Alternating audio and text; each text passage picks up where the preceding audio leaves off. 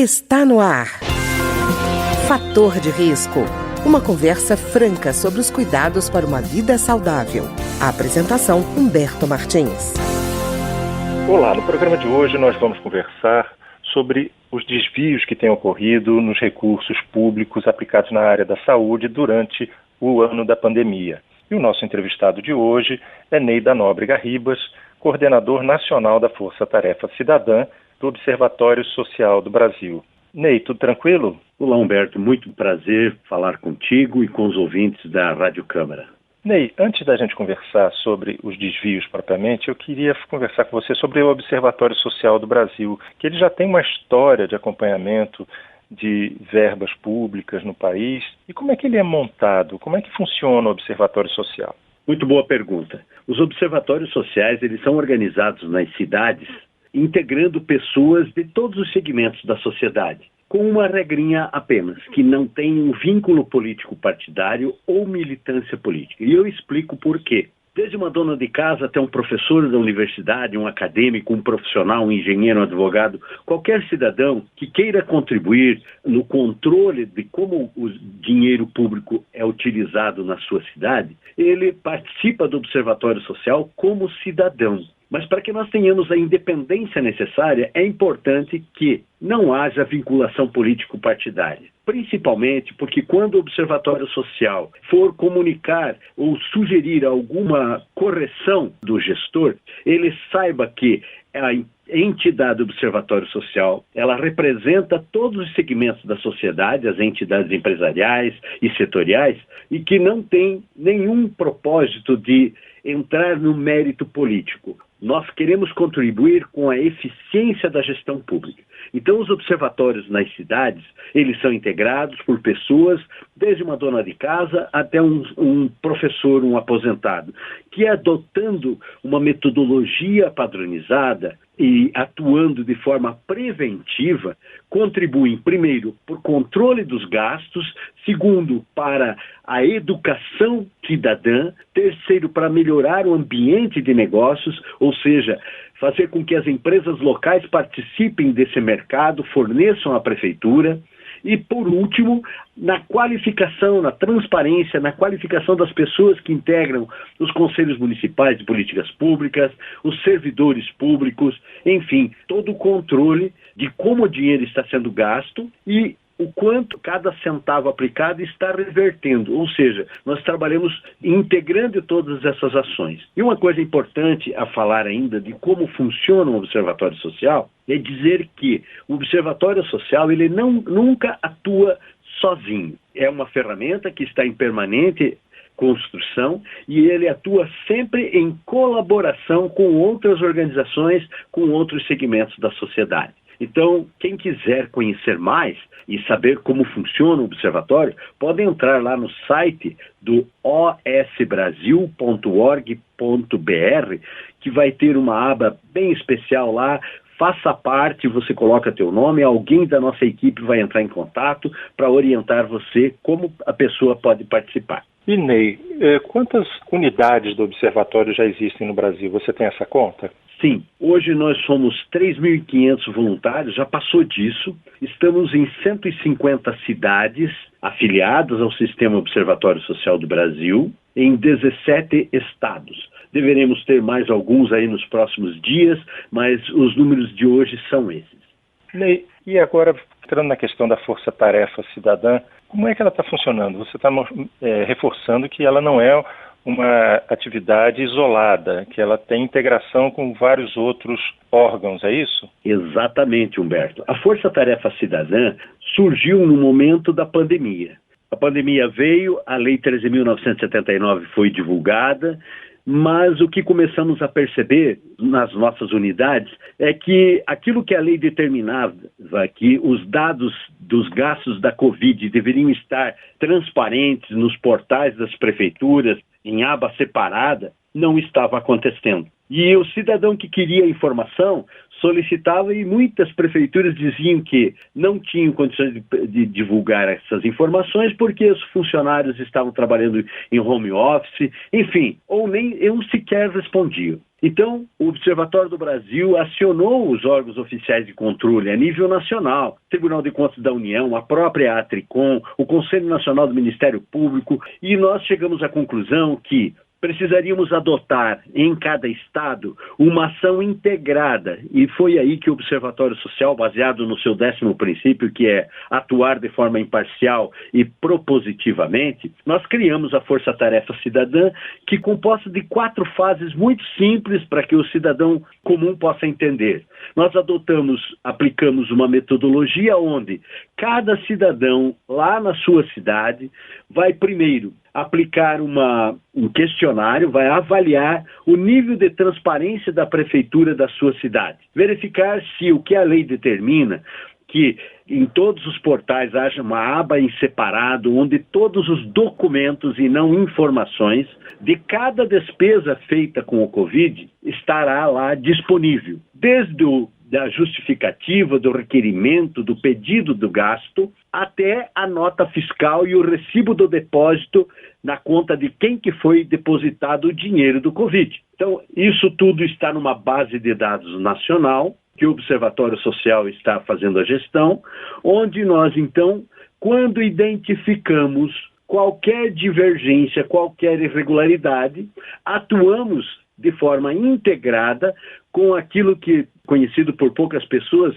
que se chama Rede de Controle da Gestão Pública. Em alguns estados ela tem outros nomes, não é Rede de Controle, é Marco, né? Movimento de Acompanhamento, ARCO, ou FOCO, Fórum de Combate à Corrupção. As redes de controle em cada estado, elas são integradas pelos órgãos oficiais de controle. Desde 2007 nós temos uma carta de intenções, porque lá em 2007 se constatou que muitos órgãos oficiais, como o Ministério Público, o Tribunal de Contas e até a própria Polícia Federal, atuavam em casos paralelamente sem se conversar. Então, a partir disso, em cada estado, existe uma unidade da rede de controle da gestão, que propõe exatamente que esses órgãos de controle atuem de forma integrada para determinadas ações. Por isso que nós temos visto inúmeras operações de sucesso no Brasil. Para quê? Para apurar as notícias que chegam de divergências, de irregularidades,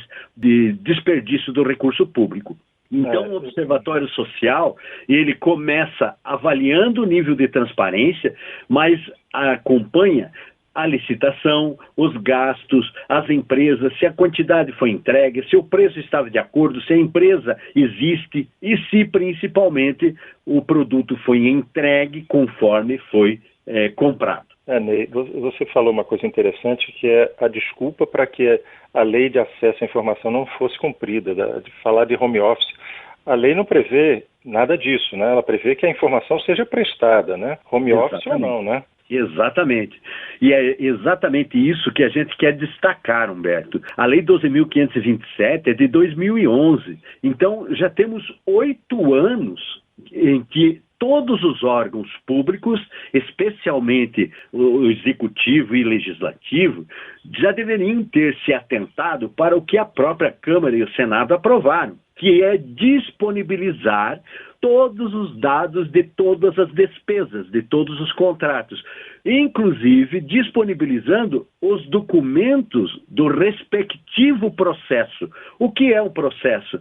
O processo ele se inicia com o requerimento, com o pedido de compra e se encerra com a conclusão da obra, a entrega do produto, do serviço, o pagamento efetivo daquilo. Ocorre que, como ninguém nunca olhava isso, a sociedade não tinha esse olhar mais atento, ninguém conferia. E disponibilizavam-se, aqui eu chamo a atenção, informações que nem sempre condizem com o que está escrito nos documentos.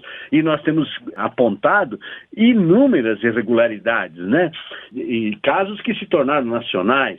Uma empresa vendedora de vinho fornecendo respirador. Espera aí, alguma coisa está errada aqui. Não é possível. Será que não tem empresas que fornecem respiradores disponíveis no mercado? Então, quando esses alertas são acionados lá na base, no município, nós vamos notificar os órgãos que têm competência para cuidar disso, para que eles cumpram o seu papel.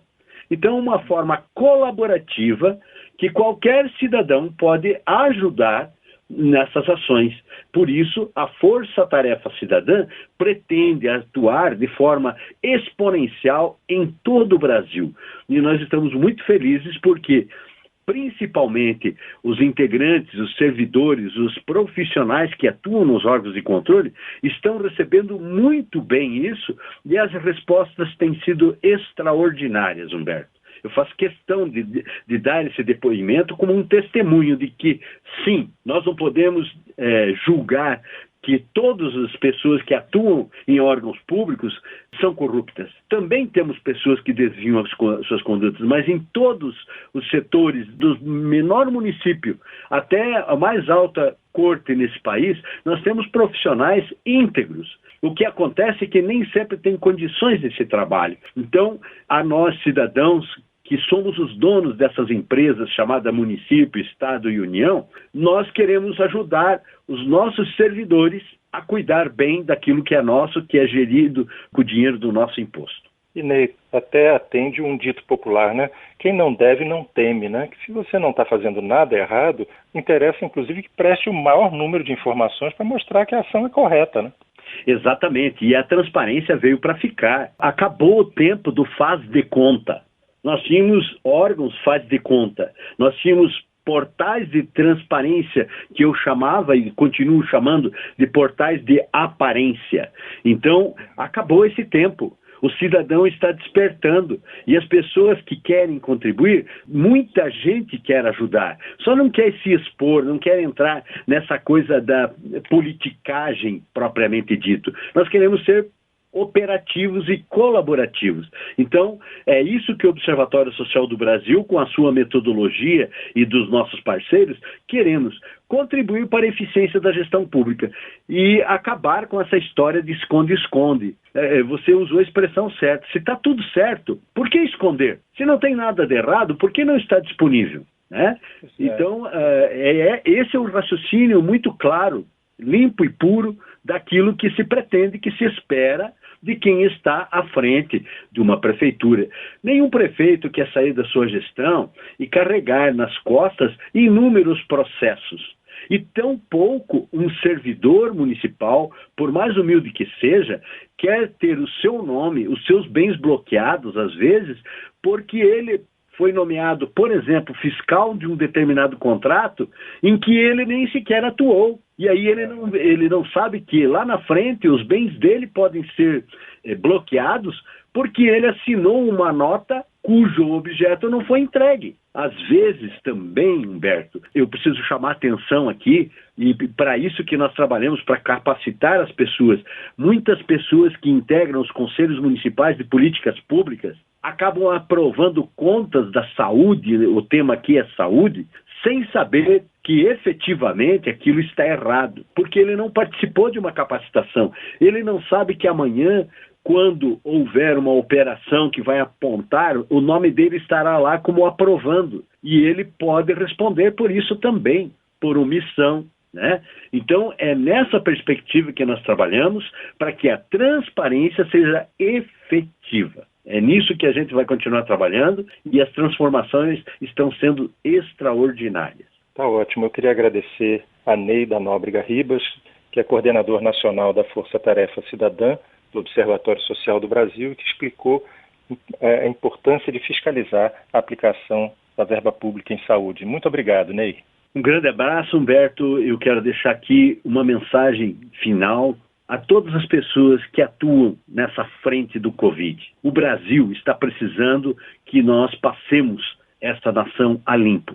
E passar o Brasil a limpo depende da nossa atitude. Não adianta apontarmos o dedo para os corruptos quando nós, dentro da nossa própria casa, cometemos pequenos delitos. Não adianta a gente falar mal dos políticos quando damos maus exemplos para os nossos filhos, para as pessoas que trabalham conosco. Precisamos transformar a nossa indignação em atitude. E isso começa com a nossa reflexão sobre aquilo que nós praticamos no dia a dia. E é nessa perspectiva que a gente trabalha na Força-Tarefa Cidadã para construirmos um pacto pelo Brasil, independente de quem esteja no poder, independente da cor do partido que está no poder. Se queremos as mudanças, precisamos resgatar valores e pensar que, se os nossos antepassados tinham sonhos, nós precisamos sonhar o futuro que nós vamos deixar para os nossos filhos, para nós mesmos e para as futuras gerações.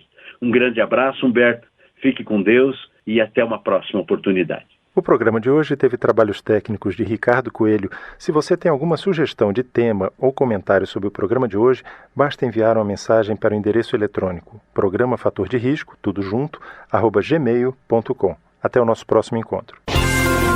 Fator de Risco, um programa com dicas para melhorar a saúde. Uma produção da Rádio Câmara, transmitida por emissoras parceiras de todo o Brasil. Está no ar. Fator de Risco, uma conversa franca sobre os cuidados para uma vida saudável. A apresentação, Humberto Martins. Olá, no programa de hoje nós vamos voltar a conversar sobre os desvios de recursos que têm sido apurados na área de saúde durante o ano da pandemia. E o nosso entrevistado de hoje é o Ney da Nóbrega Ribas, coordenador nacional da Força-Tarefa Cidadã do Observatório Social do Brasil. Ney, tudo bem? Tudo ótimo, um prazer conversar com você, com os ouvintes, falar de Brasil, falar de cidadania, tudo que nós queremos, transformar o Brasil pela atitude, pelas ações propositivas, transformadoras. Ney, esse ano, em razão da pandemia, foi editada uma lei, 13.979, que dispensa a licitação, a realização do processo licitatório para compras em caráter emergencial, e parece que essa dispensa, que deveria ser uma mecânica para facilitar a compra de equipamentos, a contratação de serviços, acabou apresentando uma série de desvios, né? Perfeito. É a oportunidade que foi dada com a edição dessa lei. Parece que alguns gestores ou alguns maus empresários, diria melhor assim, entenderam que a promulgação dessa lei ela foi uma carta aberta para a corrupção. E, infelizmente, nós estamos tendo que atuar, os órgãos oficiais de controle estão atuando justamente para corrigir isso, porque a flexibilização dos gastos não inibe e não exime o gestor de cumprir procedimentos básicos,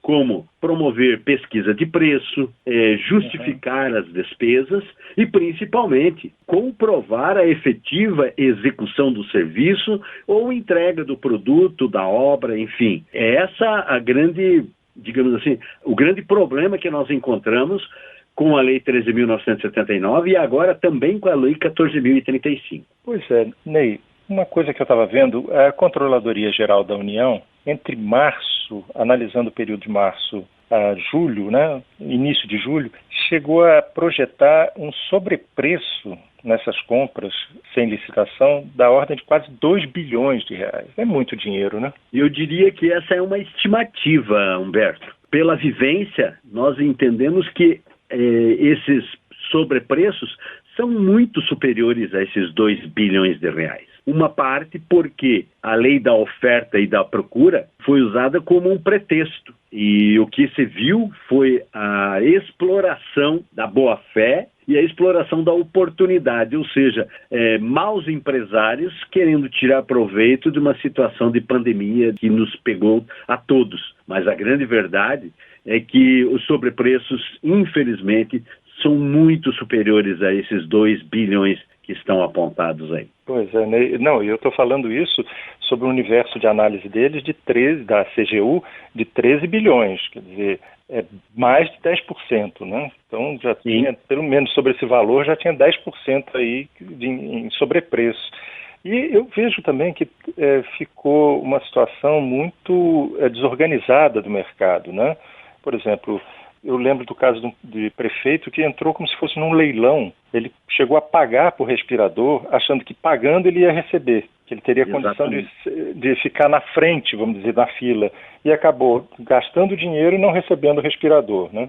Então também houve uma desorganização muito séria, né, no mercado. Perfeito, exatamente. E infelizmente, os oportunistas atuaram e continuam agindo. Eu ouso dizer, Humberto, que nunca se roubou tanto no nosso país como nesse período de 8, 9 meses que nós tivemos até aqui da pandemia. E o que a gente precisa fazer e o que nós, cidadãos, podemos fazer é agir para banirmos do meio empresarial e do mercado de compras governamentais essas empresas, pseudo-empresas, que se apropriaram de valores de forma especulativa, extorsiva, até eu diria. E para isso que a Força Tarefa Cidadã foi implantada, justamente para que nós, cidadãos, e os órgãos oficiais de controle possamos intervir e corrigir essas situações que foram apontadas. A Lei 13.979, como você citou, ela muito bem permitiu a flexibilização das compras para atender as situações de emergência. Ocorre que a situação de emergência não pode ser subterfúgio para criar despesas. E eu digo criar porque, como não tinha sequer um caso de Covid em determinados municípios, se inventavam processos de compras de coisas que não tinham nada a ver com o Covid. A lei prevê que as despesas sejam diretas ou indiretas com o Covid. Mas nós tivemos situações em que pessoas estavam pegando, vereadores inclusive, pedindo ao prefeito que, como não tinha gasto com o Covid, que o dinheiro fosse gasto com outras coisas, inclusive asfalto da sua cidade. Ok, se fosse realizado o asfalto, a gente até concordaria, mas, na verdade, era um subterfúgio para o desvio do recurso. Isso, Ney, sem falar naquele caso que você já tinha me contado de empresas que espertamente mudaram de ramo para atender, porque sentiram aí um mercado promissor para venda de máscaras, respiradores, né? Eu estava lembrando um caso apurado pela CGU de uma importadora de joias que passou a fornecer máscaras para o governo federal. Então, é assustador isso, né? Porque nem a definição da empresa como prestadora de serviço na área foi atendido, né? Exatamente, mas assim, Humberto, nós vimos de tudo nessa pandemia. E estamos correndo para tentar estancar essa sangria. Principalmente, Humberto, porque as próprias empresas que atuam no mercado como fornecedoras, digamos assim, permanentes de prefeituras, elas abusaram. Eu vou contar um caso de uma capital onde a prefeitura comprou num determinado departamento álcool gel num determinado dia e pagou R$56 o galão do álcool de 5 litros. R$56. No dia seguinte, essa mesma empresa forneceu para a mesma prefeitura a R$166 o mesmo álcool gel, na mesma quantidade. O detalhe, Humberto, é que essa empresa que está no mercado, que atua no mercado, ela não fornece só essa capital, ela fornece inúmeras outras cidades. E os valores, então, passaram a ser tipo leilão. Bom, isso já demonstra duas coisas. De um lado, do lado empresarial, que o oportunismo está à solta. De outro lado, que os municípios não planejam suas compras. Como é que uma mesma prefeitura compra álcool gel em 2 dias diferentes? O pessoal não se conversa? Quem autoriza esses gastos não faz um planejamento, não vê que vai precisar comprar mais? Então, estas constatações mostram, mais uma vez, a importância de, se nós queremos que as coisas mudem, nós temos que ter atitude e temos que começar a nos organizar de uma forma organizada, ordeira, a colocar um ponto final nisto. Porque tem coisas que são inconcebíveis. Não adianta ficar reclamando em WhatsApp, Facebook, Instagram. Nós precisamos ter atitudes. E as atitudes só vão acontecer se nós nos organizarmos e agirmos de forma colaborativa.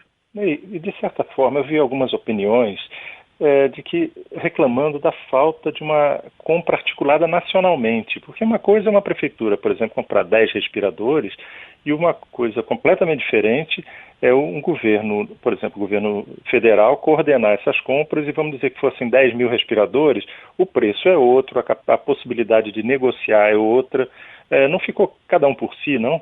Sim, mas é que isso é feito propositadamente, porque se isso fosse feito de forma organizada, e nós temos boas práticas, Humberto, eu preciso destacar aqui, nós precisamos ser justos. Por exemplo, em Santa Catarina, existe um consórcio de 108 municípios que organizou um site que não intermedia negociações, mas ele coloca de um lado quem tem os produtos para fornecer e de outro as prefeituras que precisam comprar. É o Sim Catarina, com C.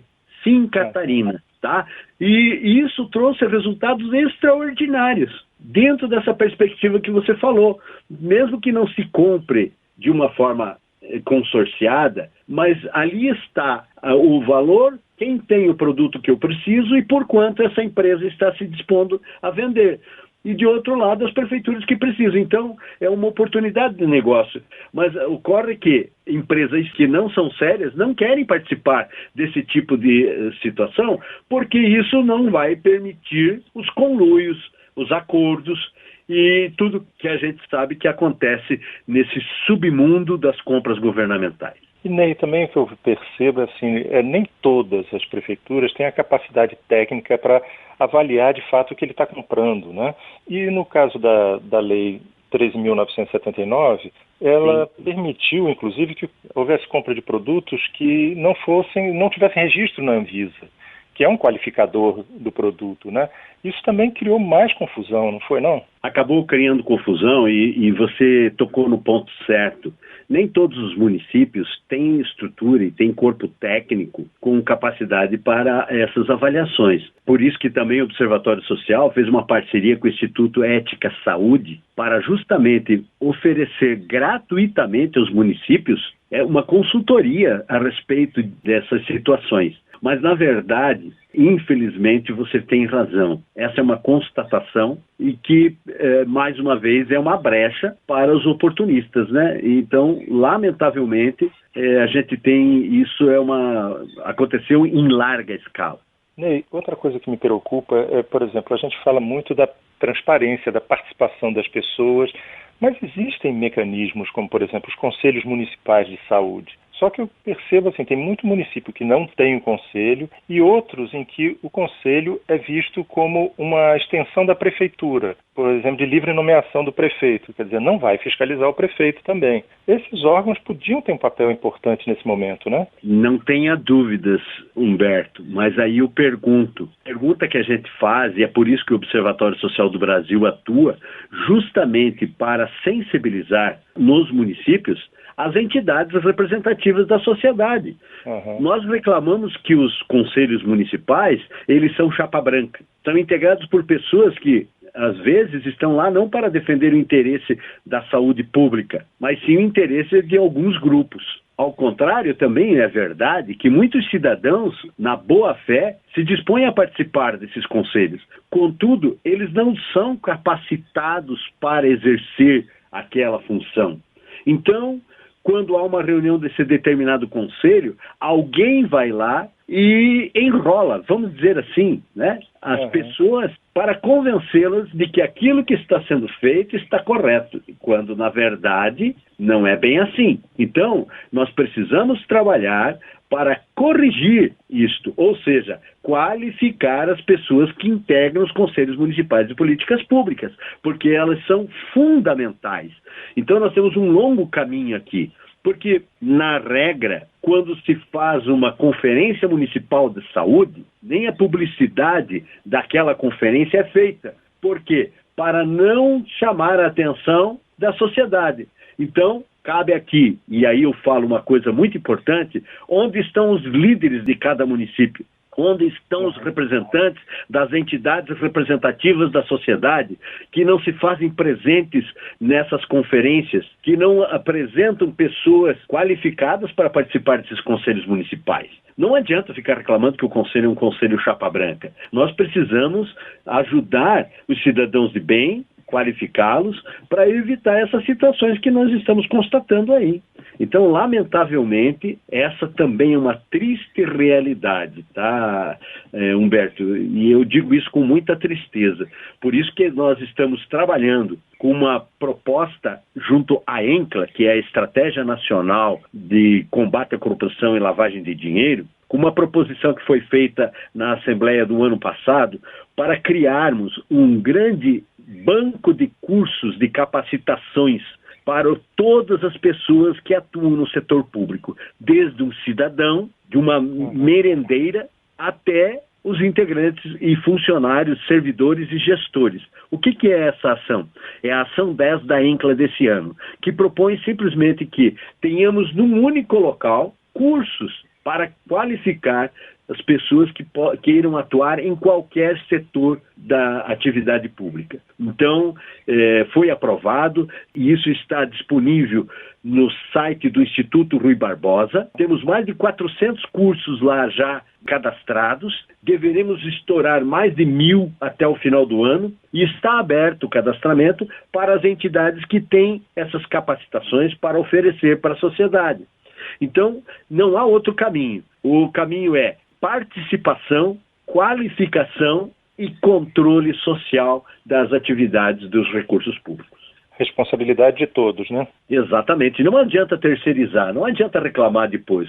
Nós temos que trabalhar, temos que participar, cobrar dos nossos representantes, cobrar das lideranças, porque senão nós vamos continuar tendo o famoso faz de conta, né? Lamentavelmente é isso. Tá ótimo. Eu queria agradecer a Neida Nóbrega Ribas, que é coordenador nacional da Força Tarefa Cidadã do Observatório Social do Brasil, que conversou conosco hoje sobre os desvios ocorridos no setor de saúde durante o ano da pandemia.